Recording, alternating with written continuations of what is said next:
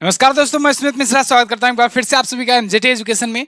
दोस्तों, current affair का part 2 लेकर के मैं आ चुका हूं। सितंबर का मंथली करंट अफेयर हर बार की तरह आपको 2 पार्ट में दिया जाता है, जिसमें पहले पार्ट में हम लोग 1 तारीख से 15 तारीख को कवर करते हैं और सेकंड पार्ट में 16 तारीख से 30 या 31 तारीख को कवर करते हैं। तो ये पार्ट 2 है। आप सभी से रिक्वेस्ट है, पार्ट 1 पहले देख लीजिए, उसके बाद पार्ट 2 देखिए तो ज्यादा अच्छे से मजा आएगा। यहाँ पर ऊपर कार्ड बनकर आ रहा होगा, या तो डिस्क्रिप्शन में या फिर कमेंट बॉक्स के फर्स्ट कमेंट में आपको पिन में मिल जाएगा लिंक फर्स्ट पार्ट का, आप उसको देख लीजिएगा। और सभी महीने की पीडीएफ और सभी महीने की क्विज वगैरह ये आपको एमजीटी ऐप पर मिल जाएगी। सिंपली गूगल प्ले स्टोर पर जाकर बिल्कुल फ्री में सभी पीडीएफ और सभी क्विजेस को आप जाकर के एक्सेस कर सकते हैं, डाउनलोड कर सकते हैं यहाँ से। तो एमजीटी ऐप जरूर इंस्टॉल करिए, यहीं पर आपको सारी चीजें मिलेंगी। अब बिना समय गंवाए शुरू करते हैं वीडियो को। अच्छा, लाइक और शेयर वगैरह कर देना, नहीं तो बीच में भूल जाओगे आप। क्वेश्चंस ज्यादा हैं, इंपॉर्टेंट हैं और बहुत ही ध्यान से आपको देखना है। एक्सप्लेनेशन भी मैंने दे रखा है सभी क्वेश्चन का। तो शुरू करते हैं। पहला क्वेश्चन, हाल ही में किस राज्य सरकार ने गृहिणियों के लिए गृह आधार योजना शुरू की? तो दोस्तों, गृहिणियों के लिए गृह आधार योजना अभी हाल ही में इसको शुरू किया है गोवा राज्य सरकार ने। गोवा के सीएम है दोस्तों प्रमोद सावंत, उन्होंने इसे शुरू किया हुआ है, गृह आधार योजना। ये महिला एवं बाल विकास निदेशालय द्वारा आयोजित इस पहल का ये उद्देश्य ये है कि गृहिणियों को आर्थिक रूप से समर्थन दिया जाए। आर्थिक रूप से समर्थन की अगर बात करें तो मध्य सरकार ने ऐसे ही लाडली बहना योजना शुरू किया था। इसके अलावा कर्नाटक सरकार ने गृह लक्ष्मी योजना शुरू किया है ना। ऐसे ही झारखंड, ऐसे ही राजस्थान, बहुत सारी सरकारों ने महिलाओं को एक मासिक निश्चित वित्तीय वेतन देने के लिए एक प्रकार से योजनाएं अपनी अपनी लॉन्च की हैं। तो यहाँ पर गृह आधार योजना गोवा की है। अगला, हाल ही में किसी के कार्यालय को गृह मंत्रालय द्वारा राजभाषा कीर्ति पुरस्कार दिया गया? ये बहुत ही इंपॉर्टेंट है। तो दोस्तों, अभी कार्यालय और मंत्रालय की श्रेणी में गृह मंत्रालय के द्वारा राजभाषा कीर्ति पुरस्कार दिया गया है नियंत्रक एवं महालेखा परीक्षक के कार्यालय को। ध्यान रहे, राजभाषा कीर्ति पुरस्कार कई कैटेगरीज में दिया गया है। तो इसमें कार्यालय और मंत्रालय यानी कि ऑफिसेज और मिनिस्ट्री के वाले सेगमेंट में, वाली कैटेगरी में कैग को, जो कैग वाली ऑफिस होती है ना, controller and auditor general of India वाली, कैग वर्तमान में कौन है? गिरीश चंद्र मुर्मू जी हैं। तो कैग वाली ऑफिस को दिया गया है राजभाषा कीर्ति पुरस्कार। अदर कैटेगरीज में अगर बात करें तो कुछ जो प्रमुख श्रेणियां हैं उनमें जैसे सार्वजनिक क्षेत्र का उपक्रम का जो श्रेणी है, जो पीएसयूज हैं, उनमें अगर बात करें तो gas authority of India limited यानी गेल, आपने जरूर सुना होगा, महारत्न कंपनी है, तो इसको मिला है। बैंकिंग और वित्तीय संस्थान की श्रेणियों में अगर देखा जाए तो पंजाब नेशनल बैंक ने जीता हुआ है, और वैसे अगर मंत्रालय वाले में कैग ने जीता है। क्लियर है? चलिए, किसके द्वारा दिया जाता है? गृह मंत्रालय के द्वारा दिया जाता है राजभाषा कीर्ति पुरस्कार। कैग का गठन जो है अनुच्छेद 148 में वर्णन किया गया है। बिल्कुल घबराओ मत, ये पूरा पीडीएफ भी आपको दिया जाएगा, आप ध्यान से पहले वीडियो देख लो। बीच में मैं बहुत सारे एक्स्ट्रा भी चीजें बताऊंगा जो पीडीएफ में आपको नहीं मिलेगी, लेकिन आप वीडियो अगर देखे रहोगे तो चीजें पता रहेंगी और पीडीएफ आपको मिलेगी। परेशान नहीं होना है, पहले आप एक बार वीडियो देख लो। द ऑटोबायोग्राफी ऑफ गॉड, इस पुस्तक को किसने लिखा है? ये पुस्तक लीना कुमार ने लिखा है। याद रखिएगा, ये पुस्तक है इंपॉर्टेंट, लीना कुमार की ये पुस्तक है the autobiography of God. Leena Kumar दोस्तों ये फिल्म फेयर पुरस्कार विजेता है। 5 भाषाओं में 175 से ज्यादा ये फिल्मों में काम कर चुके हैं। इंग्लिश हो, हिंदी हो, तमिल हो, तेलुगु हो और मलयालम, इन सभी प्रकार के फिल्मों में काम कर चुके हैं। बहुत सारे अवार्ड इन्होंने जीत रखे हैं। तो इनकी ये पुस्तक है, इंपॉर्टेंट है। अगला, विश्व ओजोन दिवस कब मनाया जाता है? तो ओजोन संरक्षण दिवस या कहें विश्व ओजोन दिवस, ये मनाया जाता है प्रत्येक वर्ष 16 सितंबर को, और ये बहुत ही इंपॉर्टेंट होता है। क्वेश्चंस पूछे जाते हैं अक्सर ओजोन संरक्षण को लेकर के। तो ओजोन लेयर, जैसे कि आप जानते हैं, हमारा वायुमंडल जो है कई परतों में विभक्त है, 5 परतें हैं। उसमें से जो दूसरी परत है समताप मंडल जिसे कहते हैं, तो समताप मंडल जो है जहां पर टेम्परेचर समान रहता है, उसी पे 22 किलोमीटर की ऊंचाई पर एक बहुत ही थिक लेयर है ओजोन की, ओजोन गैसों का, जहां पर बहुत ज्यादा सघन मात्रा में पाया जाता है। वही ओजोन जो लेयर है ना, वही सूर्य से आने वाली अल्ट्रावायलेट रेज से हमारी पृथ्वी की रक्षा करता है। तो अब जब वो हमारी रक्षा कर रहा है अल्ट्रावायलेट रेज से, तो हम लोग का भी कर्तव्य बनता है कि हम लोग ओजोन परत को संरक्षण करें, मतलब उसको मेंटेन बनाए रखें। एक्चुअली में जो एक सीएफसी आपने सुना होगा, सीएफसी जो होता है क्लोरोफ्लोरोकार्बन, सीएफसी जो होता है बहुत ही खतरनाक होता है ये ओजोन लेयर के लिए। तो हम लोग कई बार क्या होता है, फैक्ट्रियों में या बहुत भी प्रकार के चीजों से जो उत्सर्जन होता है उसमें क्लोरोफ्लोरोकार्बन भी निकलती है। तो ये जो गैस निकलती है क्लोरोफ्लोरोकार्बन, ये जा करके ओजोन लेयर को बहुत ज्यादा डिस्टर्ब करती है। एक्चुअली में ये जाकर वहां पर केमिकल रिएक्शन करती है, जिससे ओजोन जो है गैसें वो वहां पर विखंडित हो जाती हैं, दूसरी चीज में मटेरियल में बदल जाती हैं। इस वजह से ओजोन लेयर पतली हो रही थी और इसी वजह से देखा गया कि एक छिद्र टाइप का हो गया था अंटार्कटिका पे। हालांकि अब तो वो छिद्र बंद हो चुका है लगभग लगभग पूरा। तो इसके बारे में अवेयरनेस फैलाने के लिए ये दिवस मनाया जाता है, मोटा मोटा आप समझ लो यही कारण है। तो इसके लिए ना एक्चुअली में कनाडा के मॉन्ट्रियल में एक मॉन्ट्रियल प्रोटोकॉल साइन किया गया था और मॉन्ट्रियल प्रोटोकॉल में यही था कि हम लोग कैसे अपने यहाँ पर सभी लोग जो देश हैं वो सभी देश अपने अपने जगह से कैसे जो भी सीएफसी का उत्सर्जन होता है उसको कम से कम या कहीं खत्म कर दे, बंद कर दें, कुछ और का उत्सर्जन करो चलेगा, ठीक है। अभी तो कार्बन का अब लगे पड़े हैं, ये वाला तो खत्म कर दिए सब लोग पूरे दुनिया में। क्लोरोफ्लोरोकार्बन की कोई बड़ी फैक्ट्री ऐसी नहीं है जो उत्सर्जन करती हो आज के टाइम पर। अब लोग लगे हुए हैं कार्बन पर, कार्बन को भी सब लोग शून्य करने पर लगे हैं। फिलहाल बहुत ज्यादा डिटेल में नहीं जाएंगे, हम लोग आगे बढ़ते हैं। उत्तर प्रदेश सरकार ने इलेक्ट्रिक बस प्लांट स्थापित करने के लिए किसके साथ समझौता किया है? तो यूपी गवर्नमेंट ने दोस्तों अशोका लेलैंड के साथ समझौता किया है। लखनऊ में एक फैक्ट्री बनाई जाएगी, ये बहुत ही अच्छी डील है। आने वाले टाइम पर यूपी जो है ये ना सिर्फ अपने यूपी में चलाएगा डग्गा मार बसों की जगह पर इलेक्ट्रिक बसें, बल्कि ऑल ओवर इंडिया में भी, और हो सकता है इन फ्यूचर हम लोग वर्ल्ड में भी एक्सपोर्ट करें यहाँ से, ठीक है, तो निर्यात बढ़ेगा। तो फिलहाल 1,000 करोड़ का निवेश करने की योजना बना रहा है अभी, और आगे आने वाले टाइम पर ये और ज्यादा बढ़ेगा, ठीक। तो प्रतिवर्ष 2,500 बसों का निर्माण किया जाएगा प्रतिवर्ष। अशोका लेलैंड के एमडी सीईओ हैं सेनु अग्रवाल और अशोका लेलैंड के अध्यक्ष हैं धीरज हिंदुजा। हिंदुजा ग्रुप के ही अंतर्गत आता है अशोका लेलैंड। अगला, ओंकारेश्वर में किस नाम से बनी आदि गुरु शंकराचार्य जी की 108 फीट ऊंची प्रतिमा का उद्घाटन किया गया? तो आदि गुरु शंकराचार्य जी की 108 फीट ऊंची प्रतिमा बनाई गई है कुछ इस प्रकार से। इसको नाम दिया गया है दोस्तों क्या? Statue of oneness. क्या नाम दिया गया है? Statue of oneness. दोस्तों ये मध्य प्रदेश के ओंकारेश्वर में स्थित है और मध्य प्रदेश के ही जो सीएम है इन्होंने ही जाकर इसका उद्घाटन किया है। 2,141 करोड़ की लागत से बनाया गया है स्टैचू ऑफ वननेस। एक्चुअली में शंकराचार्य जी जो थे ये अद्वैत वेदांत दर्शन के लिए जाने जाते हैं। इन्होंने दुनिया भर में अद्वैत वेदांत फैलाया था, शुरुआत में ऑल ओवर इंडिया में इन्होंने फैलाया था। तो इंदौर से लगभग 80 किलोमीटर दूरी पर स्थित ओंकारेश्वर में ये बनाया गया है। अब देखो ये तो है स्टैचू ऑफ वननेस। इसके अलावा स्टैचू ऑफ यूनिटी आप जानते हो ये कहां पर है? केवड़िया गुजरात में है। सरदार वल्लभ भाई पटेल जी की मूर्ति, दुनिया की सबसे ऊंची मूर्ति 182 मीटर की। स्टैचू ऑफ प्रॉस्पेरिटी जो है ये कैंपेगौड़ा जी की मूर्ति है और ये बेंगलुरु में स्थापित की गई है, ये भी 108 फीट ऊंची है। स्टैचू ऑफ पीस जो है ये श्रीनगर में बनाया गया है और ये रामानुजाचार्य जी की मूर्ति है। रामानुजाचार्य जी की ही हैदराबाद में एक मूर्ति बनाई गई है जो कि स्टैचू ऑफ इक्वेलिटी के नाम से जानी जाती है।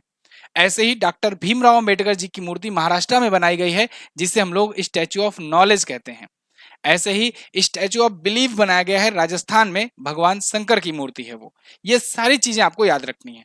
आगे बढ़ते हैं। किस राज्य के मुख्यमंत्री ने मुख्यमंत्री संपूर्ण पुष्टि योजना शुरू करी? तो दोस्तों मुख्यमंत्री संपूर्ण पुष्टि योजना शुरू किया है ओडिशा के सरकार ने। ओडिशा के जो सीएम है नवीन पटनायक जी, इन्होंने इसे शुरू किया है। अच्छा, ओडिशा के मुख्यमंत्री के बारे में याद रखना, नवीन पटनायक जी ना अभी रिसेंटली ये सबसे लंबे कार्यकाल के मामले में दूसरे सबसे लंबे कार्यकाल वाले ये सीएम बने हुए हैं। जल्द ही ये सबका रिकॉर्ड तोड़ देंगे, सबसे लंबे कार्यकाल वाले मुख्यमंत्री बन जाएंगे। तो इन्होंने ये शुरू किया है मुख्यमंत्री पुष्टि, संपूर्ण पुष्टि योजना और पद पुष्टि योजना, दो योजनाएं बेसिकली शुरू किया है। एक का मतलब है, एक का अर्थ है कुपोषण से निपटना और ओडिशा में सबसे कमजोर जो ग्रुप है माताएं, किशोर लड़कियां और बच्चों, इनके पोषण से संबंधित कल्याणकारी काम करना।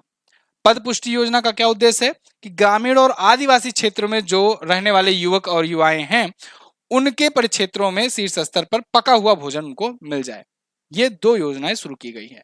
अगला, हाल ही में किसे प्रवर्तन निदेशालय का निदेशक नियुक्त किया गया? ईडी के यानी इन्फोर्समेंट डायरेक्टरेट के नए निदेशक दोस्तों बन गए हैं कौन? राहुल नवीन। बहुत ही महत्वपूर्ण नियुक्ति है, यह क्वेश्चन पूछा जाएगा आपसे।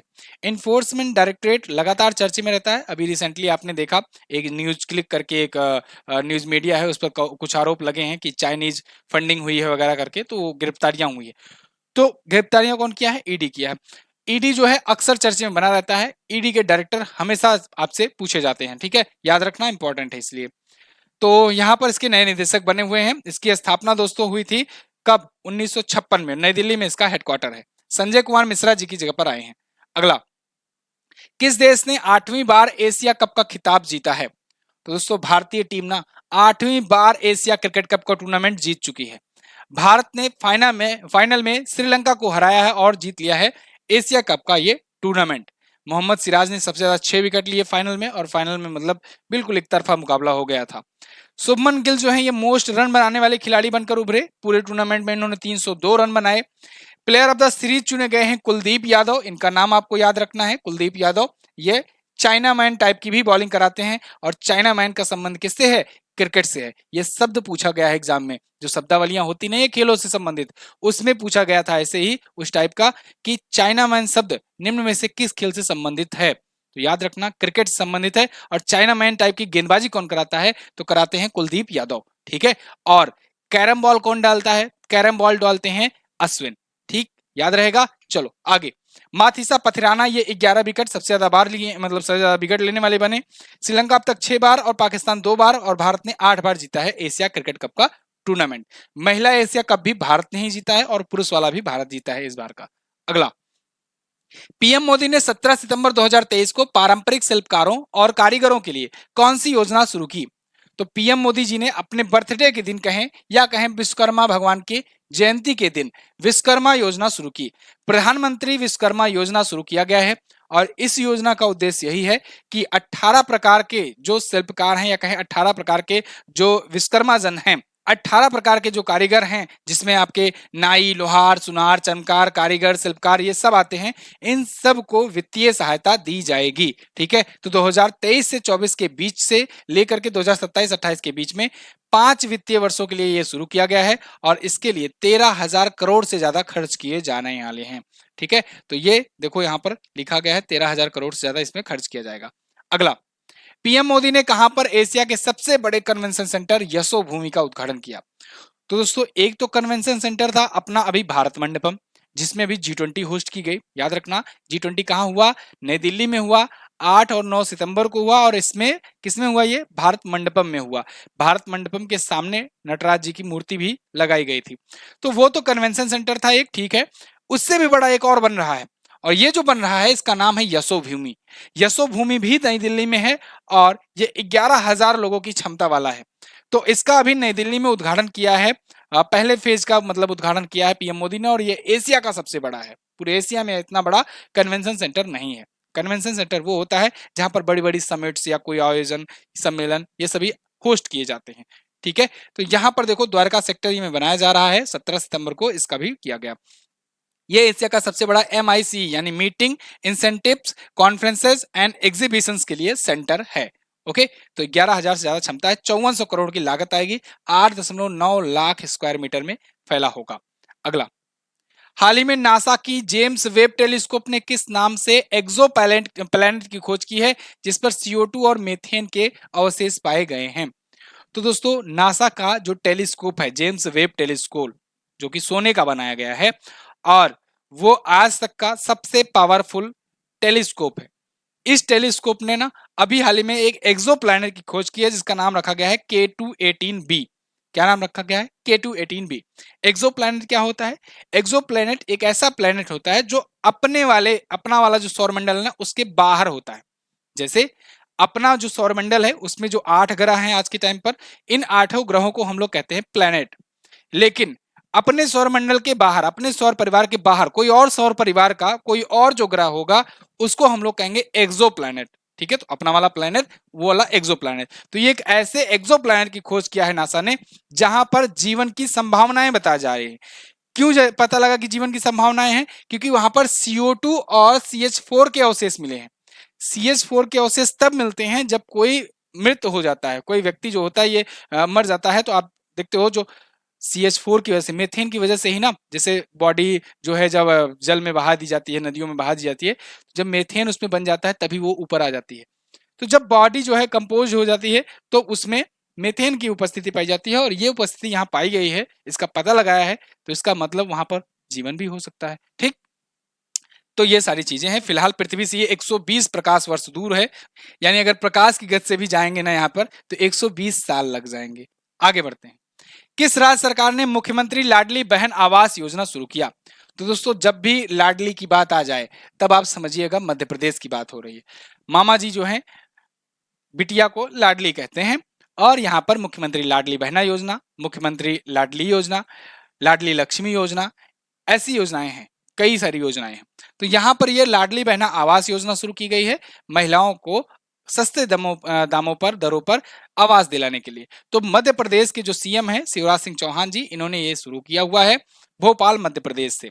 इस योजना में परिवार में वे परिवार शामिल होंगे जिनके पास पक्की छत वाले मकान नहीं है या फिर कमरे में कम से कम कच्चे मकानों में वो रहते हैं, तो ये जो है योजना के पात्र होंगे। किस भारतीय धरोहर को 41वां यूनेस्को विश्व विरासत स्थल घोषित किया गया? Most important question. देखो इस बार भी 2023 में भी यूनेस्को ने 2 भारतीय स्मारकों को अपने यूनेस्को की विश्व विरासत सूची में शामिल किया है। 2021 में 2 को शामिल किया था, 2022 में किसी को नहीं शामिल किया, 2023 में भी शामिल किए हैं। तो 21 में धौलावीरा और रामप्पा मंदिर को शामिल किया गया था। इस बार शांति निकेतन को और होयसला मंदिरों को शामिल किया गया है। 41वां पूछा गया है तो 41वां आप शांति निकेतन बताएंगे। शांति निकेतन दोस्तों ये वही है, ये वही जगह है, ये वही इंस्टीट्यूट है जिसकी स्थापना गुरुवर रविंद्रनाथ टैगोर ने की थी। रविंद्रनाथ टैगोर जी ने शांति निकेतन की स्थापना एक छोटे से मतलब एक ट्यूशन के रूप में शुरू की थी। 5 बच्चों को पढ़ाते थे 1901 में। ये 1901 में 5 बच्चों का पढ़ाना, 20 साल में राष्ट्रीय इस विद्यालय तक बन जाना, ये एक लंबा सफर था इनका। 20 साल में ही ये राष्ट्रीय विद्यालय बन गया और उसके बाद 1921 में राष्ट्रीय विद्यालय का दर्जा मिला। उसके बाद ये चढ़ता रहा और आज भी ये स्थित है। शांति निकेतन दोस्तों ये स्थापित किए थे और इसको अब 41वें यूनेस्को विश्व विरासत स्थल के रूप में घोषित कर दिया गया है। यानी भारत में अब 41, इसके अनुसार जब तक ये आया तब 41 हो चुके थे। होयसला मंदिर लेने के बाद 42 यूनेस्को के विश्व विरासत स्थल हो गए हैं। बाकी सब चीजें मैंने आपको बता दिया है। अच्छा, अभी ये जो शामिल किया जा रहा है इस सब के लिए एक सत्र बैठाया गया था यूनेस्को का। वो सत्र सऊदी अरब में बैठा था। वो सत्र जो था ये 45वां सत्र था यूनेस्को का विश्व विरासत स्थलों का, और इसमें सऊदी अरब में ये इस बार मीटिंग हुई है। ये पूछा जाएगा आपसे। अगला, किस मुख्यमंत्री को सिंगापुर की शीर्ष फेलोशिप अवार्ड से सम्मानित किया गया? तो ये देख करके आप पहचान ही रहे होंगे, ये असम के सीएम हैं हेमंत बिस्वा शर्मा। इनको दोस्तों सिंगापुर की शीर्ष फेलोशिप सम्मान से सम्मानित किया गया है। ऐसा क्यों किया गया है? इन्होंने सिंगापुर से और इंडिया के रिलेशंस में मजबूत बनाने में काफी अहम भूमिका निभाई है। वहां से बहुत सारे डील वगैरह हुई हैं, तो इसको लेकर के काफी ज्यादा मतलब जैसे रिलेशन सुधरे हैं, इस वजह से सिंगापुर ने इनको अवार्ड दे दिया है। ऐसा अक्सर होता है, जैसे आपने देखा अभी ऑस्ट्रेलिया ने रतन टाटा जी को दिया था अवार्ड, ठीक है, ऑर्डर ऑफ ऑस्ट्रेलिया। तो असम के ये पहले मुख्यमंत्री हैं जिनको ये प्रतिष्ठित सम्मान मिला हुआ है। अगला, भारतीय खिलाड़ी नीरज चोपड़ा ने डायमंड लीग में कौन सा मेडल जीता?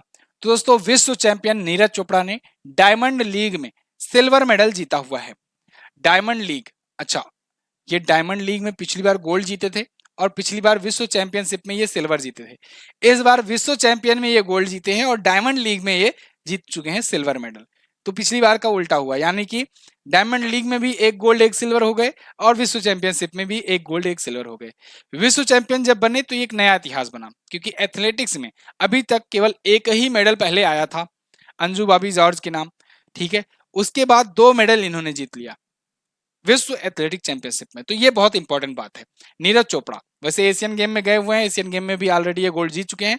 आज मैं जब ये वीडियो बना रहा हूं, आज इनका फाइनल मैच है, हो सकता है आज भी ये गोल्ड जीत जाए।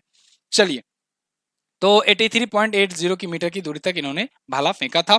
और जब ये भाला फेंके थे, जब ओलंपिक में गोल्ड जीते थे, अच्छा एक चीज तो बताया नहीं, ओलंपिक में ये इकलौते भारतीय हैं जिन्होंने इंडिविजुअल कैटेगरी में एथलेटिक्स में गोल्ड दिलाया है भारत को।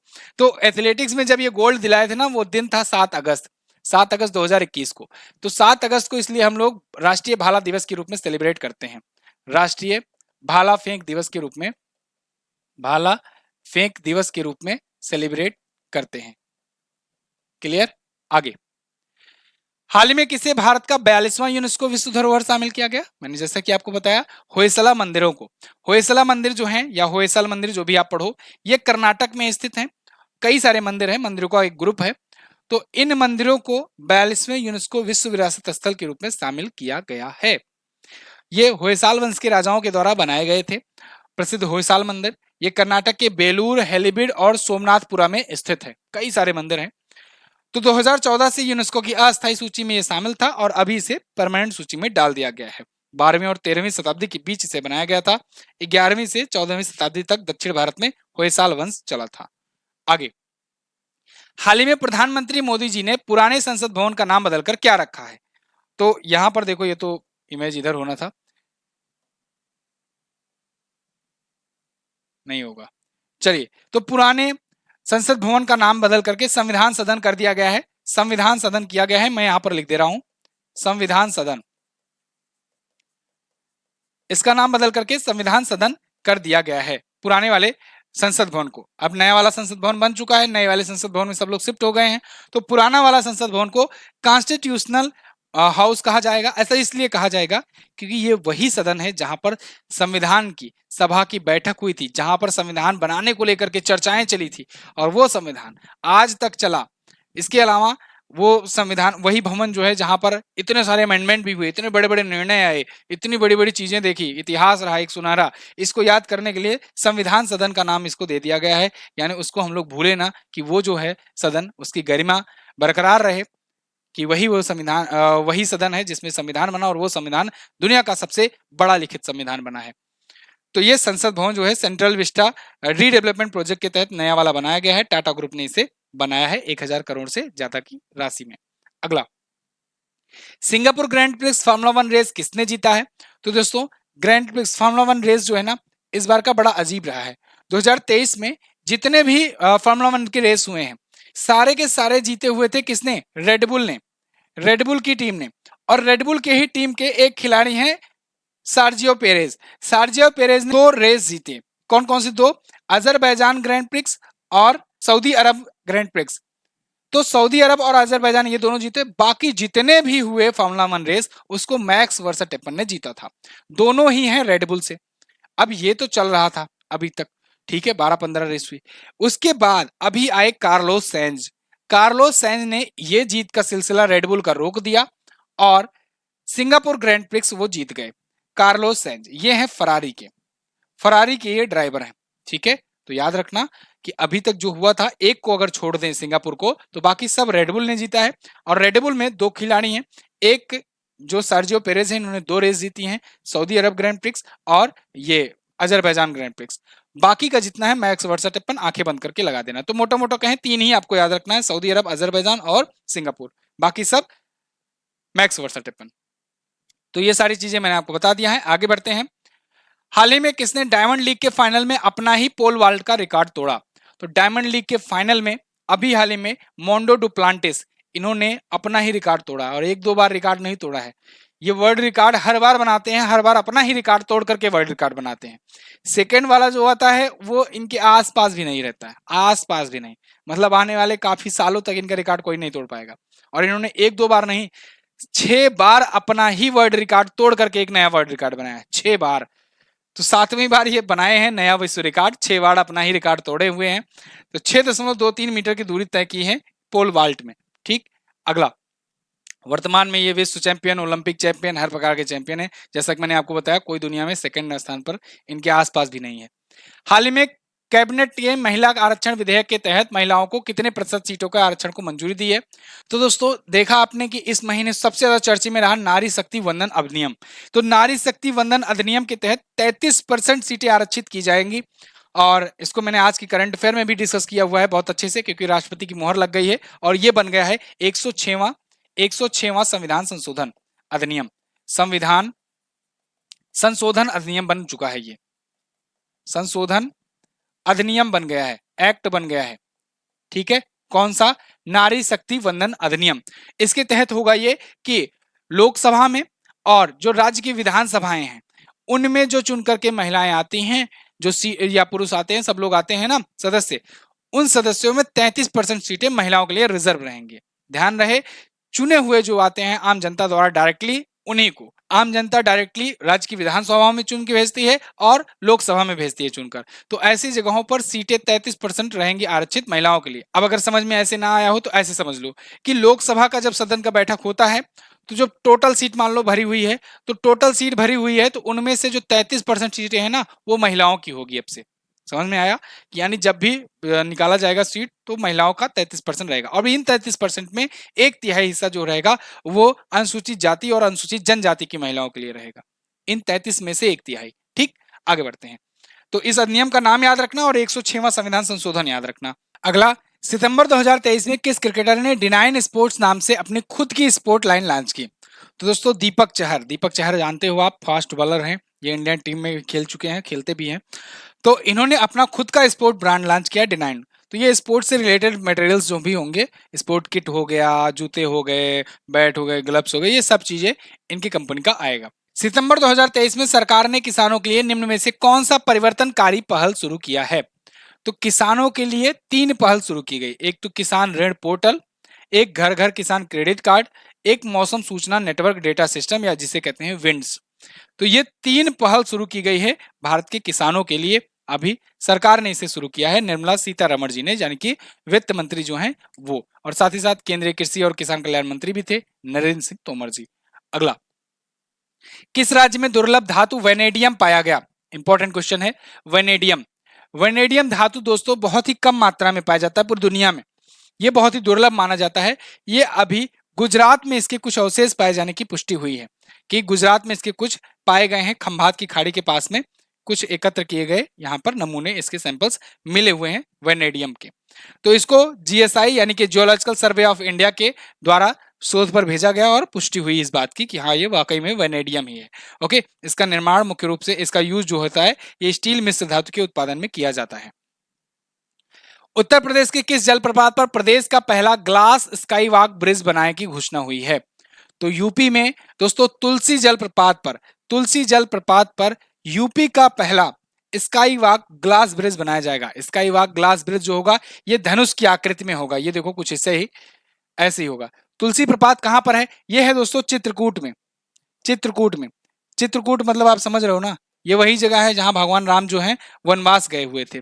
तो चित्रकूट में यहां पर बनेगा, ये ग्लास ब्रिज होगा, धनुष के आकार में होगा, यानी कि यहाँ पर लोग चल करके जाएंगे, थोड़ा सा फोटो वोटो खिंचाएंगे बढ़िया से, है ना। तो यहाँ पर जाएंगे तो ये स्काई वॉक ग्लास ब्रिज है, 3.7 करोड़ की लागत से बनाया जा रहा है धनुषाकार में। राजगीर बिहार में भारत का दूसरा और पहला वाला सिक्किम में बनाया गया था ग्लास स्काई ब्रिज। अगला, किस राज्य में नुआखाई जुहार त्योहार मनाया गया? तो नुआखाई जुहार फेस्टिवल जो है ये मनाया जाता है दोस्तों ओडिशा में। ओडिशा का ये बहुत ही प्रमुख त्योहार है नुआखाई जुहार फेस्टिवल।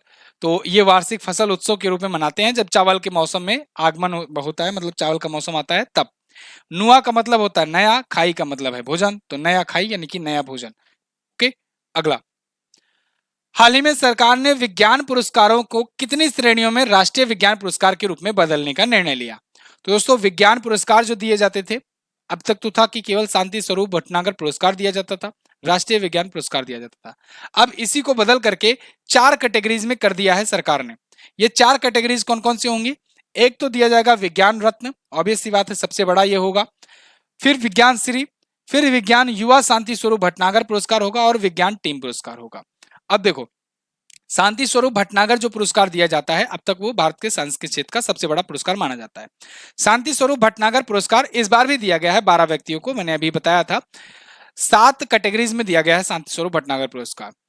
तो शांति स्वरूप भटनागर पुरस्कार 45 वर्ष से कम उम्र के जो साइंटिस्ट होते हैं उनको दिया जाता है। तो अब ये जो है युवा विज्ञान शांति स्वरूप भटनागर पुरस्कार के रूप में जाना जाएगा, यानी कि 45 वर्ष से अगर कम उम्र का साइंटिस्ट है तो ये पुरस्कार मिलेगा, और कोई अगर साइंटिस्ट ऐसा है जिसने लाइफ टाइम कंट्रीब्यूशन किया है देश के लिए और कुछ बड़ा कुछ खोजा है साइंस के क्षेत्र में तो उसको विज्ञान रत्न दिया जाएगा। ठीक है, तो ये लाइफ टाइम के अचीवमेंट के लिए होगा विज्ञान रत्न पुरस्कार। 2024 से इसकी शुरुआत होगी, अगले साल से।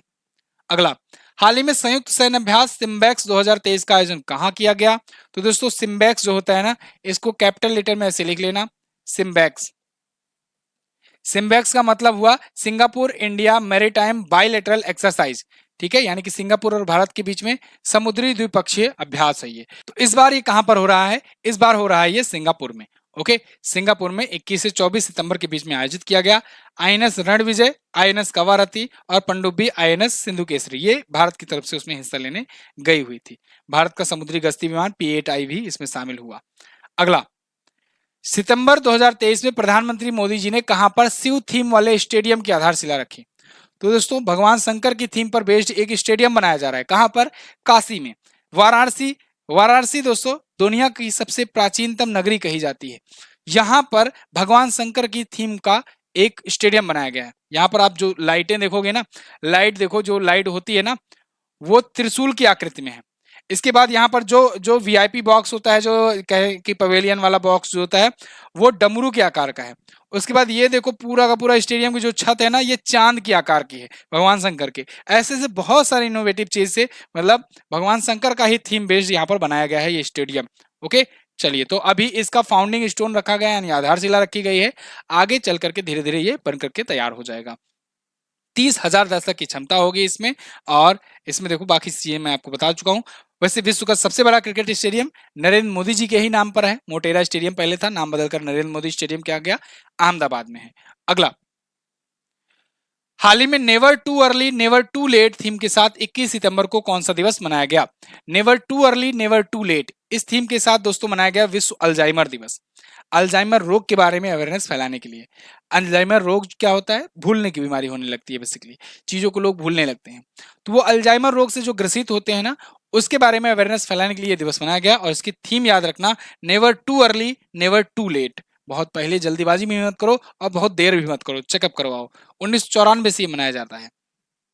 पीएम मोदी ने 26 जनवरी 2024 को गणतंत्र दिवस के लिए मुख्य अतिथि किसे इनवाइट किया मुख्य अतिथि के रूप में? अगला, पीएम मोदी जी ने 26 जनवरी 2024 को गणतंत्र दिवस के समारोह पर मुख्य अतिथि के रूप में किसको इनवाइट किया? तो इस बार आएंगे दोस्तों बुढ़ऊ दादा। बुढ़ऊ दादा जो बाइडेन, अमेरिका के प्रेसिडेंट जो बाइडेन ये आएंगे, इनको गेस्ट के रूप में इनवाइट किया गया है। अगर ये आते हैं तो ओबामा के बाद आने वाले ये दूसरे राष्ट्रपति होंगे अमेरिका के, हमारे गणतंत्र दिवस पर एज ए चीफ गेस्ट के रूप में। ठीक है, अच्छा, चीफ गेस्ट के रूप में और कौन कौन आ चुका है? चीफ गेस्ट के रूप में अगर बात करें इस बार 2023 में कौन आया था, तो 2023 में आए थे सीसी बोतल, अब्दुल फतेह अल सीसी। ये आए थे मिस्र से, इजिप्ट से, इजिप्ट के राष्ट्रपति हैं वो आए थे।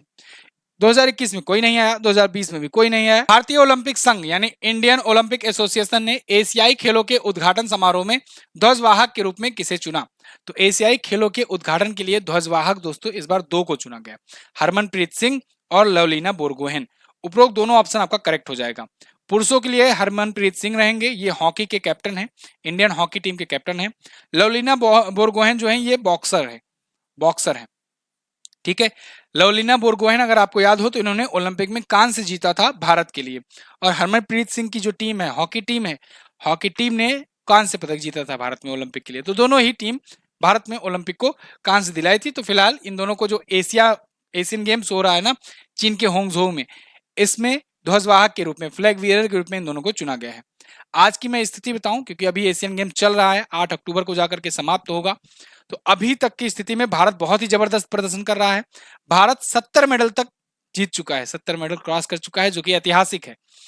भारत ने इतने ज्यादा मेडल कभी नहीं जीते, इस बार उम्मीद से ज्यादा है। और हम लोग उम्मीद ये भी करेंगे कि 100 भी पार कर जाए इंडिया, तो मजा ही आ जाएगा।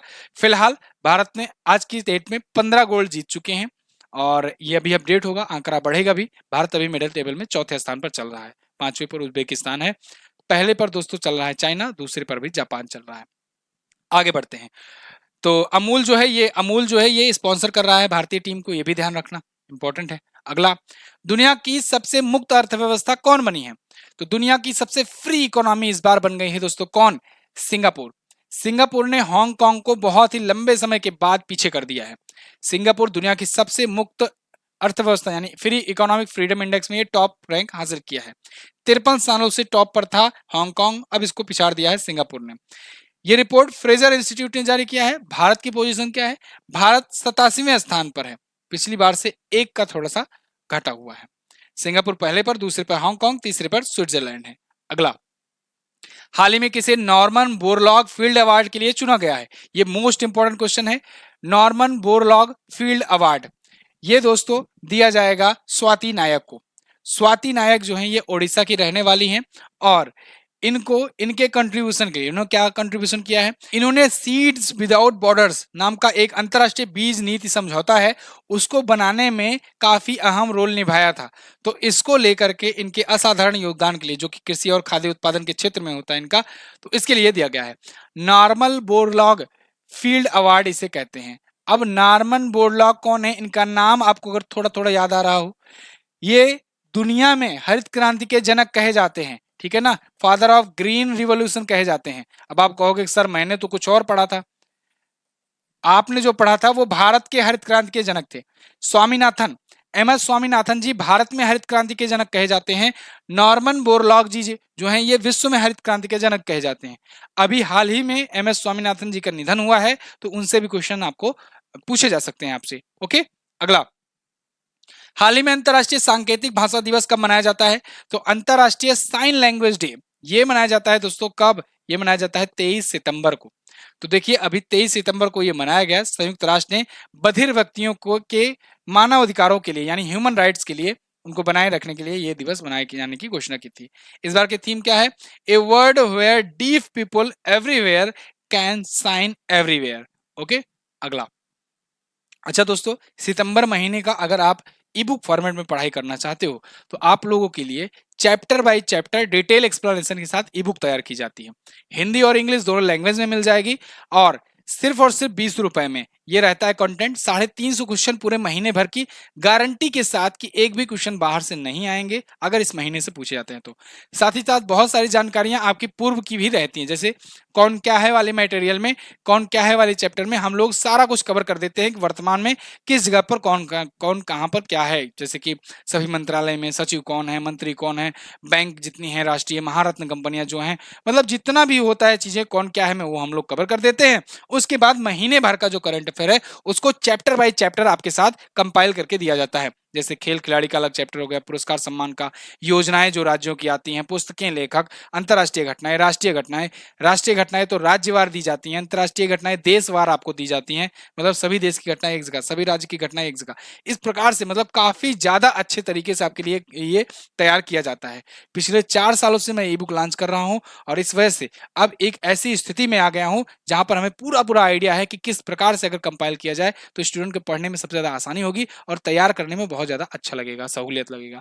बहुत ही आसान लैंग्वेज में, बहुत ही साफ और सुदृढ़ भाषा में ये दिया जाता है। हिंदी और इंग्लिश दोनों लैंग्वेज में मिलती है।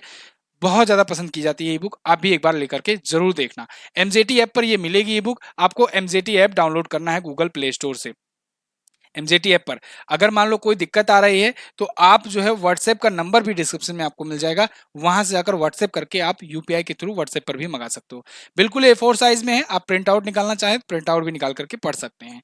अगला, वर्ष 2023 में 11 दिवसीय 20वें राष्ट्रीय पुस्तक मेले का आयोजन कहाँ किया गया? दोस्तों राष्ट्रीय पुस्तक मेला 20वां वाला जो है ये लखनऊ में आयोजित किया गया है। इस बार 11 दिवसीय था ये और 20वां इसका संस्करण था। ज्ञान कुंभ इसका थीम रखा गया था, थीम भी आपका पूछा जा सकता है। बलरामपुर गार्डन में लखनऊ में आयोजित किया गया है। अगला, हाल ही में वित्त मंत्रालय ने जोखिमों के बावजूद फाइनेंशियल ईयर 2023 में वृद्धि दर कितने प्रतिशत बनाए रखने की बात करी। तो वित्त मंत्री निर्मला सीतारमण जी ने कहा है कि भैया दुनिया भर में टेंशन चल रही है लेकिन कोई दिक्कत वाली बात नहीं है, हम लोग फिर भी 6.5% की दर से ग्रो करेंगे। दुनिया में फास्टेस्ट इकोनॉमिक ग्रोथ आज के टाइम पर इंडिया की चल रही है, सबसे तेजी से बढ़ रहे हैं। तो यहाँ पर 6.5% की वृद्धि दर इन्होंने बताया हुआ है। मानसून कमी, खरीफ रबी की फसलों पर असर, बहुत सारी चीजें भी हुई है लेकिन उसके बाद भी ये चीजें बनी रहेंगी। हाल ही में सरकार ने किस योजना के लिए एआई चैटबॉट का अनावरण किया? तो केंद्र सरकार की एक बहुचर्चित योजना है पीएम किसान योजना। तो पीएम किसान योजना के लिए एक एआई चैटबॉट लॉन्च किया गया है, यानी आर्टिफिशियल इंटेलिजेंस बेस्ड ये चैटबॉट होगा जो लोगों की हेल्प करेगा, मदद करेगा। उनको अगर कोई दिक्कत आती, कोई प्रॉब्लम आती है तो वो पूछेंगे तो उनको वो जवाब देगा। ठीक है, इसके अलावा कोई शिकायत हो, कुछ भी हो, कोई पेमेंट से रिलेटेड इशू है, सब में ये मदद करेगा चैटबॉट। फिलहाल पीएम किसान योजना की बात करें तो इसका फुल फॉर्म होता है प्रधानमंत्री किसान सम्मान निधि योजना। ये वही वाली योजना है जिसके तहत किसानों को हर महीने जो है वो धनराशियां आती हैं उनके अकाउंट में। कैलाश चौधरी जो है ये इसके लॉन्च करता है इस ऐप के। हाल ही में इसने नई दिल्ली में अंतर्राष्ट्रीय वकील सम्मेलन का उद्घाटन किया। तो दोस्तों नई दिल्ली में पहला अंतर्राष्ट्रीय वकील सम्मेलन हुआ है, लॉयर्स के लिए पहली समिट हुई है। जब भी पहले आ जाए समझ लो क्वेश्चन हो गया इंपॉर्टेंट। तो अंतर्राष्ट्रीय वकील सम्मेलन हुआ और इसका उद्घाटन किसने किया? पीएम मोदी जी ने। ठीक है, तो इसका उद्घाटन इन्होंने किया है विज्ञान भवन नई दिल्ली में 23 और 24 सितंबर को आयोजित किया गया। थीम क्या रखी गई थी? Emerging challenges in justice delivery system. Justice delivery system में जो आने वाले जो इमर्जिंग चैलेंजेस हैं वो उन पर फोकस था ये। अच्छा, जस्टिस डिलीवरी सिस्टम में अगर पता हो आपको कि एक रिपोर्ट आई थी कि जस्टिस डिलीवरी सिस्टम में टॉप पर कौन सा राज्य है, तो उसमें आपने बताया था कर्नाटक। याद होना चाहिए, कर्नाटक आज के टाइम पर जस्टिस डिलीवरी सिस्टम में टॉप पर है, पिछली बार महाराष्ट्र था टॉप पर।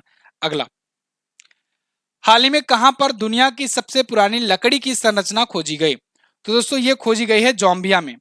दुनिया की सबसे पुरानी लकड़ी की एक संरचना यहां पर खोजी गई है।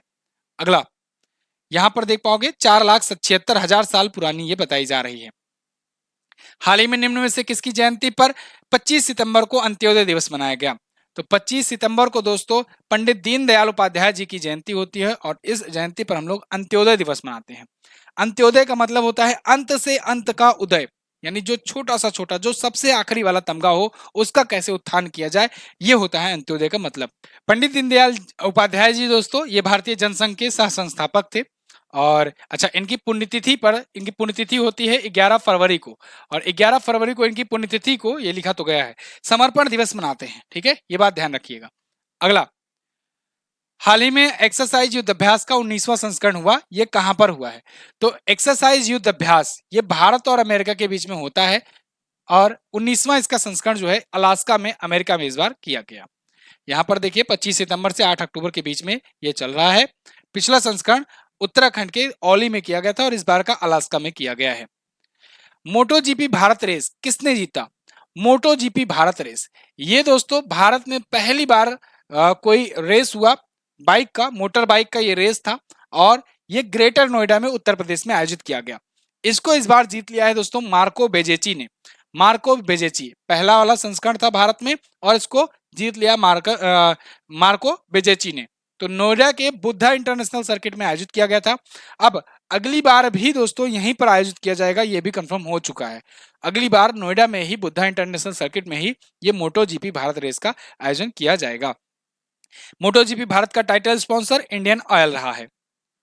हाल ही में पूर्वोत्तर के किस पशु को खाद्य पशु के रूप में मान्यता दी गई? तो पूर्वोत्तर का एक राजकीय पशु कह सकते हैं, अरुणाचल प्रदेश और नागालैंड का राजकीय पशु है ये मिथुन।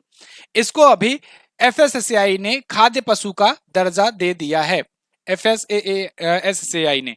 ठीक है, तो ये देखिए भारतीय खाद्य सुरक्षा और मानक प्राधिकरण के द्वारा, food safety and standard authority of India के द्वारा इसे फूड एनिमल का टैग दिया गया है। मिथुन को, मिथुन गाय की तरह ही दिखता है, आप देखोगे यहाँ पर कुछ इस प्रकार से होता है। अगला, हाल ही में एशियन गेम्स 2023 में भारतीय महिला क्रिकेट टीम ने कौन सा पदक जीता? तो जैसे कि मैंने आपको बताया अभी एशियन गेम्स चल रहे हैं, 8 अक्टूबर तक चलेंगे, जब तक ये वीडियो रिकॉर्ड हो रही है तब तक वहां पर अभी एशियन गेम्स चल रहे हैं चीन के हांगझोउ में। 19वां एशियन गेम्स है, इसमें भारतीय महिला क्रिकेट टीम ने गोल्ड जीत लिया है। गोल्ड जीतने वाली ये पहली एशियाई टीम भी बन गई है, क्योंकि एशियन गेम में पहली बार महिला क्रिकेट को और पुरुष क्रिकेट को शामिल किया गया है। पुरुष क्रिकेट वाला मैच अभी चल रहा है, वही उसका डिसीजन नहीं आया है, हालांकि भारत की टीम जो है सेमीफाइनल में पहुंच चुकी है। इसके बाद यहां पर अगर बात करें महिला क्रिकेट टीम की, तो इसको भारतीय टीम ने जीत लिया है। मोस्ट प्रोबेबली हो सकता है भगवान के कृपा सब कुछ ठीक ठाक रहा तो भारतीय टीम जो है वो पुरुष वाली भी वो भी जीत जाएगी यहाँ पर। वैसे पुरुष वाली की बात करें तो बी टीम भेजी गई, इसीलिए मैंने भगवान की यहाँ पर कृपा की बात करी। ए वाली टीम होती तो पक्का ही था कि जीतेंगे ही हम लोग। एशियन गेम्स में ये हो रहा है, सिल्वर मेडल श्रीलंका ने जीता है, यानी फाइनल मैच ये हारी है, इसको हरा करके हम लोगों ने गोल्ड जीता हुआ है फाइनल में। 19वां संस्करण है, हरमनप्रीत कौर जो है भारतीय टीम की कप्तानी कर रही थी। हाल ही में नृत्यांगना सरोजा वैद्यनाथ का निधन हो गया, वह निम्न में से किस प्रमुख लोक नृत्य के लिए जाने जाती थी? तो दोस्तों ये थी सरोजा वैद्यनाथ जी, ये भरतनाट्यम के लिए जानी जाती थी। भरतनाट्यम की ये खुद नृत्यांगना थी और टीचर भी थी, ये टीचिंग भी करती थी, इसको सिखाती भी थी। गणेश नाट्यालय की स्थापना इन्होंने की थी नई दिल्ली में 1974 में, तब से ये वो इंस्टीट्यूट भी चला रही थी। इनको 2002 में पद्मश्री और 2013 में पद्म भूषण से भी सम्मानित किया जा चुका था। इनका अभी निधन हो गया है, इंपॉर्टेंट है। अगर भरतनाट्यम की बात करें तो ये दुनिया का सबसे प्राचीनतम नृत्य शैली माना जाता है, ये तमिलनाडु का प्रमुख लोक नृत्य है। भारत का 54वां टाइगर रिजर्व किसे घोषित किया गया है? वीरांगना दुर्गावती टाइगर रिजर्व को। ठीक है, ये कहां पर स्थित है? ये स्थित है दोस्तों मध्य प्रदेश में। तो ये मध्य प्रदेश का 7वां और हमारे पूरे भारत का 54वां ये टाइगर रिजर्व होगा। ये टाइगर रिजर्व वीरांगना दुर्गावती टाइगर रिजर्व है, ये दुर्गावती एक स्वतंत्रता सेनानी थी, उनके नाम पर ये नाम रखा गया था। तो वीरांगना दुर्गावती टाइगर रिजर्व भारत का 54वां टाइगर रिजर्व होगा, ये बात ध्यान रखिएगा। बाघों की संख्या 526 दोस्तों, ये बढ़ करके 785 हो गई मध्य प्रदेश में। सबसे ज्यादा बाघ वाला राज्य है मध्य प्रदेश, इसलिए मध्य प्रदेश को टाइगर स्टेट कहते हैं। मध्य प्रदेश में ही चीते भी लाए गए थे, कुन्नू नेशनल पार्क में चीते ला करके रखे गए हैं। नमीबिया से लाए गए थे पहले, उसके बाद अब साउथ अफ्रीका से लाए जा रहे हैं। हाल ही में ओडिशा विधानसभा की पहली महिला स्पीकर कौन बनी है? तो वो बन गई हैं दोस्तों कौन? प्रमिला मलिक। प्रमिला मलिक ये ओडिशा विधानसभा की पहली महिला स्पीकर हैं। यहाँ पर देखिए बीजू जनता दल पार्टी से हैं ये, बीजू जनता दल पार्टी ही आज के टाइम पर सत्ता में है। बीजू जनता दल पार्टी से ही नवीन पटनायक जी सीएम है यहाँ के। जाजपुर जिले में के विंझारपुर विधानसभा सीट से ये 6 बार की विधायक रही हैं। हाल ही में किसे पीएम मोदी के सलाहकार के तौर पर विस्तार दिया गया? तो दोस्तों अमित खरे को, अमित खरे जी ये आपको दिख रहे हैं, इनको पीएम मोदी के सलाहकार के तौर में विस्तार मिला हुआ है, यानी ये अब सलाहकार 1 साल और बने रहेंगे। तो इनको 2 साल के लिए सलाहकार नियुक्त किया गया था, 2021 में ये सेवानिवृत्त हुए थे, लेकिन अभी इनको फिर से विस्तार दिया गया है। अच्छा, ये 2 साल के लिए विस्तार है, ध्यान रखिएगा 2 साल के लिए विस्तार है। हाल ही में हुई घोषणा के अनुसार किस अभिनेत्री को दादा साहब फाल्के पुरस्कार से सम्मानित किया जाएगा? तो ये जो आपको दिख रही हैं ये हैं वाहिदा रहमान, और इनको दिया जाएगा 53वां दादा साहब फाल्के पुरस्कार। ठीक है, याद रखना बहुत ही इंपॉर्टेंट है। 53वां जो है ये पाई थी, और 52वां पाई थी आशा पारेख, 51वां पाए थे रजनीकांत, और 50वां पाए थे अमिताभ बच्चन। इससे पहले 49वां पाए थे विनोद खन्ना। तो ये दादा साहब फाल्के पुरस्कार की बात रहे। इतना इंपॉर्टेंट क्यों है? क्योंकि ये इंडिया में सिनेमा के क्षेत्र का सबसे बड़ा अवार्ड माना जाता है। ठीक है, दादा साहब फाल्के। अगला, हाल ही में पहले वैश्विक हल्दी सम्मेलन का आयोजन कहाँ किया गया? तो फर्स्ट ग्लोबल टर्मरिक कॉन्फ्रेंस जो है ये आयोजित किया गया दोस्तों मुंबई में। कहां पर? मुंबई में आयोजित किया गया 27 सितंबर के दिन। तो इसका एनसी डेक्स संस्थान और टेफ्ला के सहयोग से इसका आयोजन किया गया है। एकनाथ शिंदे जो कि मुख्यमंत्री है महाराष्ट्र के, उन्होंने उद्घाटन किया। विश्व पर्यटन दिवस कब मनाया गया? तो विश्व पर्यटन दिवस यानी वर्ल्ड टूरिज्म डे प्रत्येक वर्ष 27 सितंबर को मनाया जाता है। मोस्ट इंपॉर्टेंट डे है, इसको आप याद रखेंगे। दोस्तों इस बार की थीम रखी गई है टूरिज्म एंड ग्रीन इन्वेस्टमेंट, यानी पर्यटन और हरित निवेश, ये इस बार की थीम है। किस संस्था द्वारा मनाया जाता है? यूएनडब्ल्यूटीओ के द्वारा, संयुक्त राष्ट्र वर्ल्ड टूरिज्म ऑर्गेनाइजेशन के द्वारा मनाया जाता है, जिसका हेडक्वार्टर दोस्तों मैड्रिड में है। हेडक्वार्टर इसका याद रखना, पूछा जाता है। ठीक है, तो वर्ल्ड टूरिज्म डे। अगला, एशियन गेम्स 2023 में भारत ने किस खेल में 41 वर्षों के बाद गोल्ड मेडल जीतकर इतिहास रचा? तो 41 वर्षों के बाद गोल्ड आया है दोस्तों घुड़सवारी में। भारत की टीम ने जीता है घुड़सवारी में गोल्ड मेडल। अनुज अग्रवाला, हृदया विपुल चेड़ा और सुदीप्ति हेजला और दिव्य कीर्ति सिंह, इनकी टीम ने यह गोल्ड मेडल दिलाया है भारत को। भारत एशियन गेम्स में 1982 में इस इवेंट में लास्ट बार मेडल जीता था। अगला, ब्लूमबर्ग के अनुसार किस देश की मुद्रा दुनिया में सबसे अच्छा प्रदर्शन करने वाली मुद्रा बनी? तो ब्लूमबर्ग की रिपोर्ट के अनुसार बताया गया है कि दुनिया में आज के टाइम पर अगर देखा जाए कि सबसे बेस्ट परफॉर्मिंग करेंसी कौन है, तो आप बताएंगे अफगानिस्तान की। बिल्कुल सही सुन रहे हो आप। अफगानिस्तान की जो करेंसी है इसने बहुत ही अच्छे तरीके से सुधार दिखाया है। अब ये सबसे अच्छा सुधार इसलिए माना जा रहा है, ऐसा नहीं है कि सबसे मजबूत मुद्रा बन गई है। सबसे अच्छा सुधार इसलिए माना जा रहा है क्योंकि ये बिल्कुल डूब चुकी थी, बिल्कुल डूब चुकी थी और वहां से अब उठ रही है। तो 14% का ग्रोथ इस तिमाही में और 9% का ग्रोथ पूरे इस वाले साल में इसने दिखाया हुआ है, अपनी करेंसी में सुधार दिखाया है। इस हिसाब से सबसे बेस्ट परफॉर्मिंग करेंसी बन गई है। ओके, तो आप जानते हो अफगानिस्तान में आजकल टाइम पर तालिबान का कब्जा है। तालिबान जो है ये पूरा कब्जा करके रखा है, वहीं खुद सरकार चलाता है। अफगानिस्तान की मुद्रा होती है अफगान अफगानी, ये भी ध्यान रखना। आगे, हाल ही में किस राज्य में एक मेगा राष्ट्रीय कार्यक्रम शक्ति 2023 का आयोजन किया गया? तो शक्ति 2023 का आयोजन दोस्तों तमिलनाडु में किया गया है। ये मेगा नेशनल प्रोग्राम था। इंदिरा गांधी परमाणु अनुसंधान केंद्र यानी आईजीसीएआर कलपक्कम में इसका आयोजन किया गया है। इस बार की इसकी थीम रखी गई थी technological advances and social upliftment. Okay, आगे देखते हैं। हाल ही में जारी वर्ल्ड टैलेंट रैंकिंग में भारत कौन से स्थान पर है? तो वर्ल्ड टैलेंट रैंकिंग विश्व प्रतिभा सूचकांक, इसमें भारत पहुंच गया है दोस्तों 56वें स्थान पर। पिछली बार भारत 52वें स्थान पर था और इस बार भारत पहुंच गया है 56वें स्थान पर। International institute for management development यानी आईएमडी के द्वारा यह जारी किया जाता है। स्विट्जरलैंड टॉप पर है, सेकंड पर लग्जमबर्ग, थर्ड पर आइसलैंड और भारत पहुंच चुका है 56वें पोजीशन पर। ओके, लास्ट में मंगोलिया है 64वें स्थान पर। केवल 64 देशों को ही लिस्ट में शामिल किया गया था। अगला, किस देश की टीम ने T20 इंटरनेशनल में 300 रन बनाने का इतिहास रचा? दोस्तों नेपाल की टीम, अभी एशियन गेम्स में इसने एक नया अद्भुत रिकॉर्ड बनाया है।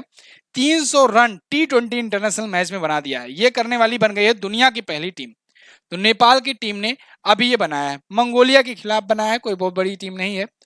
तो 314 रन बना दिए हैं, अब तक का हाईएस्ट स्कोर है T20 इंटरनेशनल गेम में। अच्छा, इसमें कुछ और भी चीजें बने हैं, रिकॉर्ड बने हैं, रिकॉर्ड टूटे हैं। एक तो सबसे तेज शतक का भी रिकॉर्ड बना है।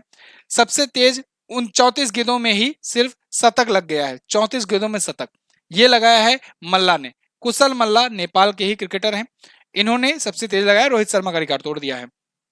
दीपेंद्र सिंह ने 52 रन की नाबाद पारी में 10 गेंदों में 8 छक्के लगाए और 9 गेंदों में ही 50 पूरा करने वाले भी एक खिलाड़ी बन गए। तो सबसे फास्टेस्ट हाफ सेंचुरी, सबसे फास्टेस्ट सेंचुरी, दोनों का रिकॉर्ड बना है। इन्होंने 12 गेंदों में जो युवराज सिंह ने बनाए थे 50, उसका रिकॉर्ड तोड़ दिया है 9 गेंदों में 50 बनाकर। अगला, हाल ही में डॉक्टर एम.एस. स्वामीनाथन जी का निधन हो गया है। वो किससे संबंधित हैं या किसके जनक माने जाते हैं? तो जैसा कि मैंने आपको बताया, ये भारत में हरित क्रांति के जनक कहे जाते हैं। ठीक है, इनका अभी निधन हुआ है इसी महीने, बहुत ही चर्चित बात है, याद रखिएगा। इनको तीनों पद्म पुरस्कार मिल चुके थे। इनको पद्मश्री 1967 में मिला था, 1972 में पद्म भूषण और 1989 में इनको पद्म विभूषण से सम्मानित किया गया था। इसके अलावा भी रमन मैक्स से प्राप्त कर चुके हैं, विश्व खाद्य पुरस्कार प्राप्त कर चुके हैं। 1966 के दौर में जब भारत भुखमरी से दौर गुजर रहा था, उस टाइम पर इन्होंने हाइब्रिड बीज का यूज करके गेहूं के उत्पादन में एक ड्रास्टिक मतलब चेंजेस दिखाए थे। पूरे इंडिया को आज के टाइम पर ऐसा स्थिति आ गया, पूरे इंडिया इंपोर्टर छोड़ो एक्सपोर्टर बन गया है। ठीक है, मतलब अपने देश में भुखमरी की बात ही जाने दो, दूसरे देश जो है बहुत सारे वो भारत पर डिपेंड है इन्हीं की वजह से। तो स्वामीनाथन आयोग का भी गठन किया गया था, जिसे राष्ट्रीय किसान आयोग भी कहते हैं। इसकी अध्यक्षता भी इनको सौंपी गई थी और इनका भी निधन हो गया है। 29 सितंबर 2023 को किस थीम के साथ विश्व हृदय दिवस मनाया गया? ये भी इंपॉर्टेंट है। 29 सितंबर को दोस्तों वर्ल्ड हार्ट डे मनाया गया था। इस बार की इसकी थीम थी यूज हर्ट नो हर्ट, यानी अपने हृदय को का इस्तेमाल कैसे करना है इसको जाने, पहले हृदय को जाने और इसको इस्तेमाल कैसे करना है ये भी जाने। हृदय रोग के बारे में जागरूकता बढ़ाना और कार्डियोवैस्कुलर बीमारियों से निपटने के लिए यह दिवस मनाया जाता है। तो आधिकारिक तौर पर 1999 में स्थापित किया गया था और 2000 में पहली बार मनाया गया। वैज्ञानिकों ने 8वां महाद्वीप खोज निकाला है, इस महाद्वीप का क्या नाम है? तो दोस्तों इस महाद्वीप का नाम है जीलैंडिया। ये कहां पर है? आप ऑस्ट्रेलिया महाद्वीप देखते हो ना, उसके बगल न्यूजीलैंड देखते हो। आज तक जो आप कहते थे कि न्यूजीलैंड ऑस्ट्रेलिया महाद्वीप का हिस्सा है, अब पता चला है कि न्यूजीलैंड जो है वो एक अन्य महाद्वीप यानी जीलैंडिया महाद्वीप का हिस्सा है। जीलैंडिया महाद्वीप का एक्चुअली में 94% हिस्सा डूबा हुआ है, सिर्फ 6% हिस्सा ही ऊपर है, जिसे हम लोग न्यूजीलैंड कहते हैं। तो वो जो न्यूजीलैंड देश है अब वो नए महाद्वीप में है, यानी जीलैंडिया में है। तो विश्व में कितने महाद्वीप हुए? 8 महाद्वीप अब हो चुके हैं आज के टाइम पर। जीलैंडिया के बारे में याद रखना, ये गोंडवाना नाम का एक सुपर कॉन्टिनेंट का हिस्सा था, वहां से टूटा था। अगर आपको डिटेल में समझना हो कैसे क्या चीजें होती हैं, क्या कुछ होता है, तो मैंने आपको डेली करंट अफेयर में सारा कुछ समझाया हुआ है। वैसे भी अगर आप ज्योग्राफी हमसे पढ़ना चाहते हैं तो ज्योग्राफी जीएस सफलता बैच में आपको दिया गया है, आप वहां से भी हमसे पढ़ सकते हैं। सारा कुछ मैप के माध्यम से, वर्ड मैप के माध्यम से समझाया जाता है बहुत ही अच्छे तरीके से। हाल ही में जारी रिपोर्ट के अनुसार भारत की सबसे मूल्यवान कंपनी कौन सी बनी? तो सबसे मूल्यवान यानी most valuable company of India बन गई है टीसीएस। अभी एक रिपोर्ट जारी हुई है, इस रिपोर्ट को जारी किया है कांतार ने। कांतार की ब्रांड्स रिपोर्ट आई और इसमें टीसीएस लगातार दूसरे साल टॉप पर रहा। सेकंड पर एचडीएफसी बैंक रहा, थर्ड पर इंफोसिस, फोर्थ पर एयरटेल और 8वें स्थान पर रहा जियो। ठीक है, एक्चुअली में रिलायंस इंडस्ट्रीज और जियो को इन्होंने अलग अलग करके कंसीडर किया है, इस वजह से ये 8वें स्थान पर है। आगे, हाल ही में किसने झाड़ू दान पहल के माध्यम से India book of world record में अपनी जगह बनाई? तो दोस्तों यूपीएसआरटीसी इसका इसका दोस्तों एक पहल था, झाड़ूदान पहल, जिसके तहत यूपी के जो भी बस अड्डे हैं, यूपीएसआरटीसी के द्वारा जो डग्गा मार बसें चलाई जाती है ना, वो इसी के द्वारा चलाई जाती है। तो जितने भी बस अड्डे हैं वहां पर झाड़ूदान पहल के तहत साफ सफाई का अभियान चलाया गया था और ये इतना बड़ा अभियान हुआ कि इसने India book of world record में अपनी जगह बना ली। तो इसके जो अध्यक्ष हैं या कहें इस अभियान के जो अध्यक्ष थे एसपी सिंह, इनको दोस्तों ये अवार्ड मिला हुआ है, ये बात ध्यान रखिएगा। तो ये UPSRTC model driving training and research institute के प्रिंसिपल हैं एसपी सिंह, इन्होंने ये अवार्ड रिसीव किया है। 2014 में प्रधानमंत्री नरेंद्र मोदी जी ने स्वच्छ भारत अभियान शुरू किया था 2 अक्टूबर को, और अब उसी के तर्ज पर झाड़ूदान पहल इन्होंने शुरू किया था।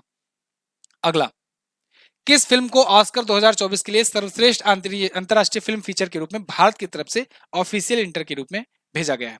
यानी भारत की तरफ से ऑफिशियल एंट्री क्या रहेगी, भारत ने क्या कहा है कि हमारी तरफ से इस मूवी को ले जाओ और ये ऑस्कर जीत सकती है। हर बार जब एकेडमी अवार्ड की घोषणा होनी होती है तो उसके पहले सभी देश जो है अपने अपनी तरफ से फिल्में भेजते हैं, तो उनमें ऑफिशियल एंट्री के रूप में भारत ने इस बार भेजा है 2018 को।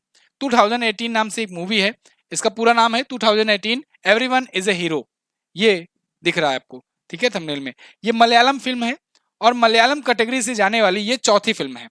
इससे पहले 3 और मलयालम फिल्में भेजी जा चुकी थी। पहला एक गुरु भेजा गया था, गुरु आप अभिषेक बच्चन वाला मत समझिएगा जो धीरू अंबानी बना था। एडमिनते माकन आबू और जल्लीकट्टू, ये 3 मलयालम फिल्में थी और यहाँ पर देखो ये चौथा जो है 2018, ये भी मलयालम फिल्म है, इसको वहां पर भेजा गया है। ये 96वें अकादमी पुरस्कार के लिए भारत का आधिकारिक प्रविष्टि होगा। इस फिल्म के डायरेक्टर अगर पूछे जाएंगे तो आप बताएंगे जूड एंथनी जोसेफ, जूड एंथनी जोसेफ। वैसे 2023 वाला ऑस्कर किसने जीता है, तो everything everywhere all at once इस नाम की फिल्म ने जीता था 2023 वाला ऑस्कर, यानी 95वां एकेडमी पुरस्कार। क्लियर ना बिल्कुल, ये वाला 2024 में दिया जाएगा मार्च में। बहुत बहुत धन्यवाद यहाँ तक वीडियो देखने के लिए। क्वेश्चंस आपके खत्म हो चुके हैं। एमजेटी ऐप पर इसकी पीडीएफ भी भेजी जाएगी, पीडीएफ भेजने में 1-2 दिन का वक्त लग सकता है, और लेकिन क्विज भी आपको मिल जाएगा यहीं पर, आप क्विज भी सॉल्व कर सकते हो। This is the end of the video. आपको कैसी लगी है कमेंट करके जरूर बताइए। यूपी पेट का बैच अगर आप ज्वाइन करना चाहते हैं तो उसको ज्वाइन कर सकते हैं, 299 में ये अवेलेबल है, वीओडी फॉर्म में है। अगर आप आज से तैयारी करना चाहते हो तो आज से भी, अभी भी काफी समय है, आप अच्छे से इसको लेकर के सारे सब्जेक्ट बिल्कुल आपको सिलेबस के अकॉर्डिंग वहां पर मिलेंगे, जाकर के पढ़िए और एग्जाम दीजिए, 100% क्वेश्चन आपके मिलेंगे। चलिए फिलहाल वीडियो को यहीं पर एंड करते हैं। वीडियो कैसी लगी है कमेंट करके जरूर बता देना। मैं मिलूंगा आपसे अगली वीडियो में, तब तक के लिए नमस्कार, जय हिंद, वंदे मातरम।